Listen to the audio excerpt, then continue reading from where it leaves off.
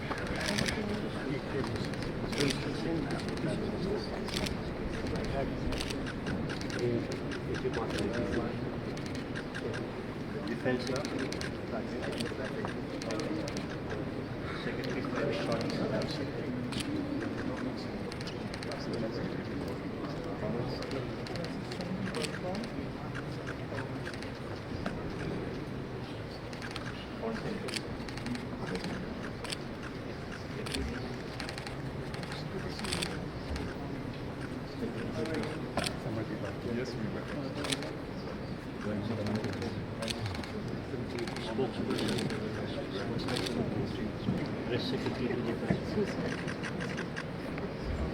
Additional Additional Press Secretary to the President. OSD to the President. Private Secretary to the President. Member of Parliament, one Rizal, Principal Private Secretary to the President, Julius. Dr. Professor Tan, Professor Deputy Secretary,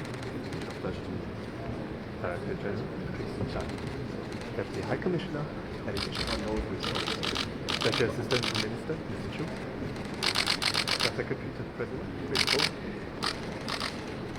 Cabinet President, Vincent Tan, Deputy Director, Stevie, ADC to the President, Fadal Fund, ADC to Madam Singapore गणराज्य के राष्ट्रपति महामहिम Thurman Shanmugaratnam, उपराष्ट्रपति श्री जगदीप धनखड़ जी, प्रधानमंत्री श्री नरेंद्र मोदी जी, विशिष्ट अतिथिगण, देवियों और स्वजन, मुझे राष्ट्रपति भवन में सिंगापुर गणराज्य के राष्ट्रपति महामहिम थर्मन षणमुगरत्नम, श्रीमती जेन इटोगी और उनके प्रतिनिधिमंडल के सदस्यों का स्वागत करते हुए अत्यंत प्रसन्नता हो रही है। भारत और सिंगापुर के बीच घनिष्ठ संबंध है जो सदियों पुराने वाणिज्यिक, सांस्कृतिक और लोगों के बीच पारंपरिक संबंधों पर आधारित है।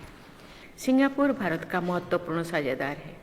सिंगापुर ने अपनी स्वतंत्रता के बाद उल्लेखनीय प्रगति की है और आज हर विकासशील देश के लिए प्रेरणा का स्रोत है। मैं इस सराहनीय विकास यात्रा को जारी रखने के लिए सिंगापुर की जनता और सरकार को अपनी शुभकामनाएं देती हूँ। आपकी प्रगति हमें प्रेरित करती है और हम अपने देश में भी सिंगापुर की विकासात्मक सफलता को दोहराने के लिए दृढ़ संकल्प के साथ काम कर रहे हैं। मुझे खुशी है कि हम इस लक्ष्य के लिए सहयोग कर रहे हैं। साझे इतिहास, विश्वास और पारस्परिक सम्मान पर आधारित मैत्री की लंबे परंपरा तथा विभिन्न क्षेत्रों में व्यापक सहयोग के कारण भारत सिंगापुर सहयोग पिछले कुछ वर्षों में और प्रगाढ़ हुआ। हमारा द्विपक्षीय व्यापार और निवेश लगातार बढ़ रहा है। हमें हमारे बीच मजबूत रक्षा सहयोग है। फिनटेक और स्किल डेवलपमेंट हमारी साझेदारी के महत्वपूर्ण घटक बनकर उभरे हैं। हमारे बीच सांस्कृतिक और शैक्षिक संबंध मजबूत हैं और लोगों के बीच काफ़ी आदान प्रदान होता है। बहुपक्षीय मंचों पर भी हमारा सहयोग लगातार बढ़ रहा है। देवियों और स्वजनों, प्रधानमंत्री की हाल की सिंगापुर यात्रा के दौरान भारत सिंगापुर संबंधों को कॉम्प्रिहेंसिव स्ट्रेटेजिक पार्टनरशिप का दर्जा दिया गया। हाल ही में स्थापित Bharat Singapore ministerial round table हमारे द्विपक्षीय सहयोग को आगे बढ़ाने के लिए एक अनूठा मंच है। जिसके जरिए हम कनेक्टिविटी, डिजिटाइजेशन, स्वास्थ्य तथा शिक्षा जैसे महत्वपूर्ण क्षेत्र में साथ मिलकर काम करेंगे। सिंगापुर भारत की आर्कटिक पॉलिसी और इंडो पैसिफिक विजन का भी एक प्रमुख स्तंभ है। लोकतांत्रिक मूल्यों में हमारी साझा आस्था हमें एक दूसरे से जुड़ती है। महामुहिम, मुझे बताया गया है कि आप ओडिशा का भी दौरा करेंगे। मुझे विश्वास है कि आपकी यात्रा से राज्यों के लोगों के लिए कई सकारात्मक परिणाम सामने आएंगे। भारत 1965 में सिंगापुर को मान्यता देने वाले पहले देशों में शामिल था और इस वर्ष हम राजनयिक संबंधों की स्थापना की 60वें वर्षगांठ मना रहे हैं। ये दोनों देशों के लिए एक महत्वपूर्ण उपलब्धि है। आज इस अवसर पर महामुहिम के साथ एक संयुक्त लोगों का अनावरण करके मुझे अत्यंत प्रसन्नता हुई। देवियों और स्वजनों, हमारे दोनों देश गहरे सांस्कृतिक और कलात्मक संबंधों से जुड़े हुए हैं, जिन्हें हमारी खान पान और संगीत विरासत में भी देखा जा सकता है। मुझे विश्वास है कि आज के रात्रि भोज के दौरान आप इन परंपराओं की एक झलक देख पाएंगे। महामुहिम, एक बार फिर मैं आपका और आपके प्रतिनिधिमंडल का भारत में स्वागत करती हूँ। हमारे आने वाली पीढ़ियों के समृद्ध और समावेशी भविष्य के निर्माण के लिए भारत सिंगापुर के साथ सहयोग करता रहेगा। इन शब्दों के साथ महामुहिम देवियों और स्वजनों, आइए हम सब मिलकर महामुहिम राष्ट्रपति थर्मन शनमुगारत्नम और श्रीमती जेन इटोगी के अच्छे स्वास्थ्य के लिए, सिंगापुर के लोगों की निरंतर प्रगति और समृद्धि के लिए, भारत और सिंगापुर के बीच घनिष्ठ मित्रता और सहयोग के लिए अपनी शुभकामनाएं व्यक्त करें। धन्यवाद। Your Excellency, President Draupadi Murmu, President of the Republic of India, distinguished guests, ladies and gentlemen, it is a real pleasure for me to be back in India and an especial honor to be here as we commemorate the 60th anniversary of diplomatic relations between Singapore and India. I would like to thank President Murmu for your invitation and for hosting my state visit, and for the warm and gracious hospitality extended to me and my delegation. I have visited India many times in my previous capacities and witnessed India's transformation, particularly in the last 10 years. India has made remarkable advances in social and economic development, uplifting the lives of hundreds of millions, especially women and the rural poor. The introduction of basic social amenities on a massive scale over the last decade, from electrifying villages to providing clean piped water and cooking gas, to building household toilets, to establishing primary health care and rural childcare centers, has changed lives on a scale extraordinary, both by historical standards in India and by any global standard. Rural poverty in total has been cut by more than half in the last decade, lifting 250 million people up from multi-dimensional poverty, which considers multiple factors such as health, education, and living standards, all within this short period. Unprecedented too has been the deployment of the digital revolution to improve lives. The mass of people, from street vegetable vendors to farmers, now have their own bank accounts and health accounts and access to a thriving digital payment system that supports cashless transactions for all. Achieving these advances at such speed and scale across 28 states reflects India's collective ambition and ability to organize for the public good. It also now provides a foundation of social inclusion that positions India well in its ambition to becoming a developed nation, Viksit Bharat, by 2047. Well before then, it should also become the world's third largest economy. Singapore and India share a special and long-standing friendship. The bonds between our two countries are, as President Murmu just highlighted, rooted in history and go back centuries. Indeed, Singapore's name, or Singapura in Malay, was derived from Sanskrit and reflects India's early influence in Southeast Asia. And through the centuries, Singapore has been a gateway for India's trade with Southeast Asia and East Asia. 2025 marks the 60th anniversary of Singapore's independence and the 60th anniversary of Singapore-India diplomatic relations.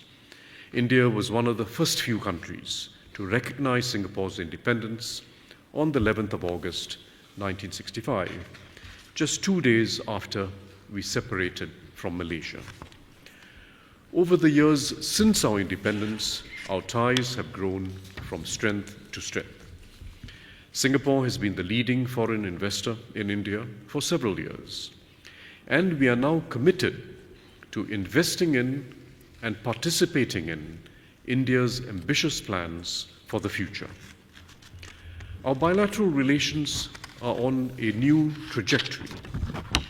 The upgrade in our relations to a comprehensive strategic partnership announced during Prime Minister Narendra Modi's official visit to Singapore last September is leading to collaboration on several new and forward-looking initiatives, including a joint flagship program for training of industry-ready skills in India's young population, cooperation in developing India's semiconductor ecosystem and new generation industrial parks, and deepening our partnership in green energy.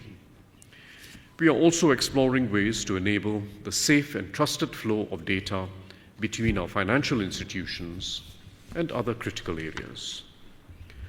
Through the India-Singapore Ministerial Roundtable and other platforms, we will continue to review and refresh our bilateral agenda in our mutual interests.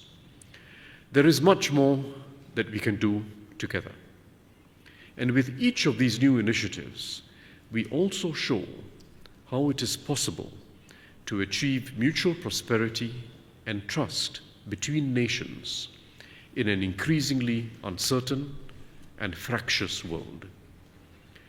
I look forward to my visit to Odisha, where we hope to explore further opportunities for bilateral cooperation.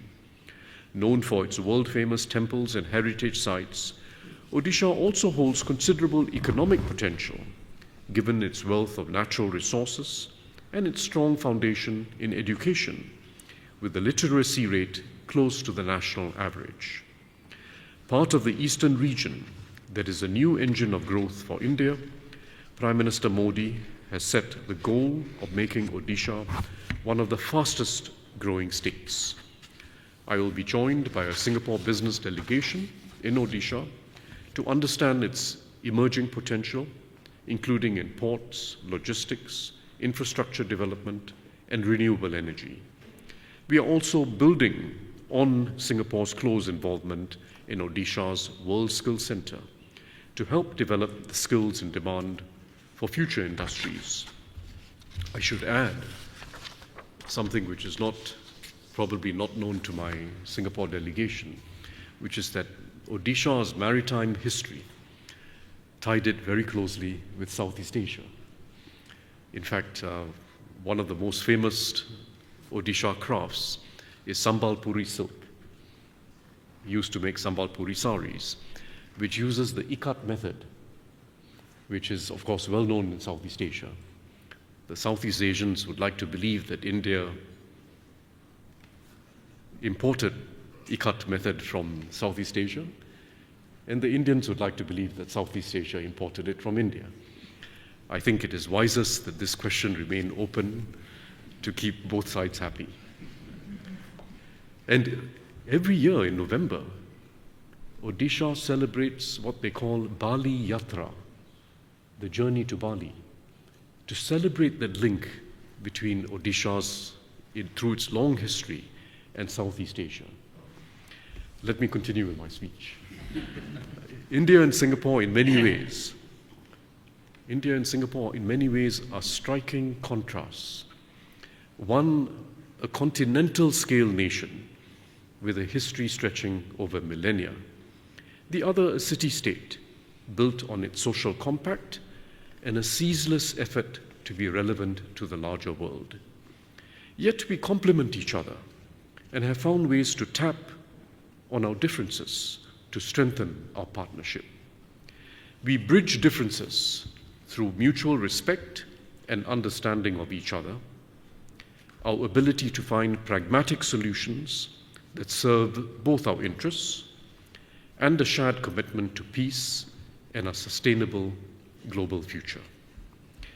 As the great humanist Rabindranath Tagore said, "Let us unite, not in spite of our differences, but through them. For differences can never be wiped away, and life would be so much poorer without them. Let all human races keep their own personalities and yet come together, not in a uniformity that is dead, but in a unity that is living." Not in a uniformity that is dead, but a unity that is living. Distinguished guests, ladies and gentlemen, may I now invite you to join me in wishing the good health and success of President Murmu, the continued peace, progress, and prosperity of India, and wishing for the enduring friendship between Singapore and India and a unity that is living. Thank you very much.